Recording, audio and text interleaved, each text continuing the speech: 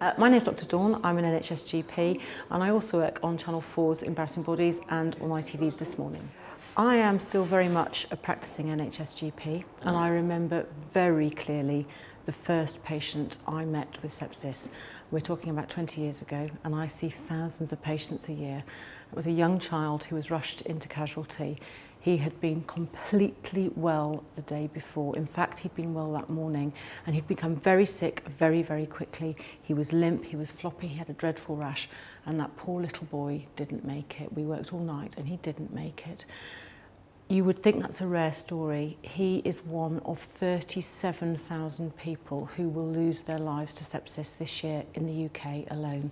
And for everyone who doesn't survive, there are probably 2 more who survive, many of whom with quite significant disability. So by sepsis, we mean blood poisoning. I think that's what most lay people would appreciate, would understand. And people who are totally healthy can become catastrophically ill very quickly. So my involvement with Sepsis UK really is about banging the drum and making sure that people know. And as a mum particularly, you know, if you're not happy with your child, if you think somebody that you love and care for just isn't right, you need to seek medical help. And only by making a lot of noise, and I hope we are going to make an awful lot of noise, are we going to raise awareness of the condition. And by raising awareness of the condition, hopefully people will present sooner, and that tragic 37,000 number is going to fall. It can be very difficult for the lay person to know, when do you call the doctor, when do you call 999? And I think unfortunately we do spend a lot of time as well saying actually the NHS is under huge strain, and it is, and we don't want everyone with a cough and a cold raging through our door saying, have I got sepsis? Because if you've got a cough or a cold, you might be a bit feverish, you might be a bit off colour, you may not want to eat very much, but you don't feel toxically unwell.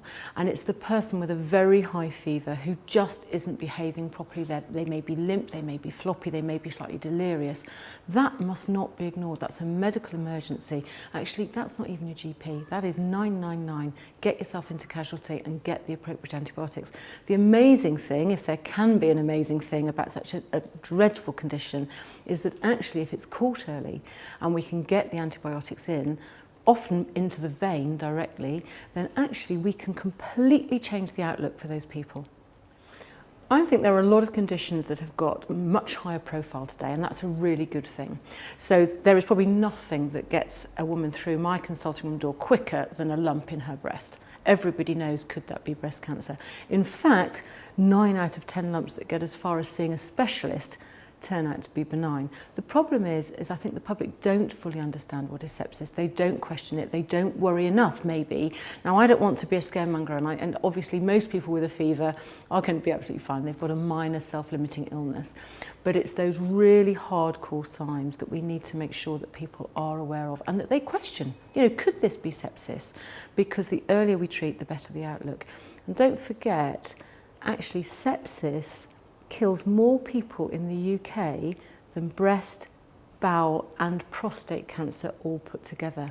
Now, if I went out in the street right now and I asked the first 100 people to tell me the signs of breast, prostate or bowel cancer, I would get a pretty good story. Most people would know what to look out for. Unfortunately, that's what we've now got to do with sepsis. I think the UK Sepsis Trust is a tiny charity and they don't have a lot of money. But the amazing thing about this actually is we're not talking about very expensive drugs. We're not talking about high technology.